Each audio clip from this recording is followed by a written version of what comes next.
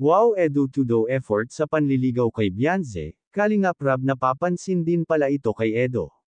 Bago ko ipagpatuloy ang maiksing reaction video na ito, hiling ko lang na patapusin ang panunood nito para malaman ang nilalaman nito, at kung bago ka pa lang sa munting channel na ito, paki-subscribe para lagi kang updated sa video ng mga Kalingap.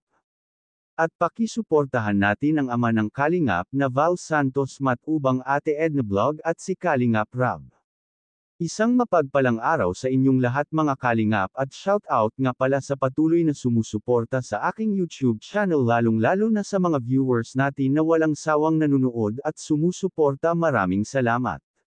Mga Kalingap, Edo, seryoso na talaga ito sa panliligaw kay Beyonce. Dahil ito ang ginawa ni Edo para patunayan kay Beyonce na seryoso siya dito. Kamakailan lang ay dumalaw si Edo kay Beyonce at nag-effort pa ito na magdala ng pasalubong kay Beyonce. Talagang huminto ito sa isang grocery para bilihan si Beyonce ng paborito nitong pagkain. Dahil nga alam na ng mga magulang ni Beyonce ang panliligaw nito at tanggap ang agwat ng kanilang edad, ay hindi na ito humadlang sa panliligaw ni Edo sa kanilang anak.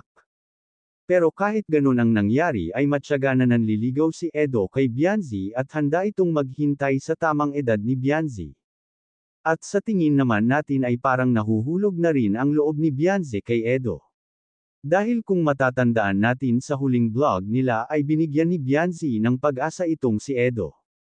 Kaya nga itong si Edo ay puspusan na ang panliligaw at pagdalaw kay Beyonce sa bahay nito. Dito ay napansin ni Kalingap Rab na talagang seryoso na itong si Edo kay Beyonce, dahil ngayon lang nito nakita si Edo na sumeryoso. Ayon pa nga sa mga sinabi ni Edo na itong si Beyonce ay huli na kanyang makaka-love team, dahil nakita niya na kay Beyonce ang kanyang hinahanap sa isang babae.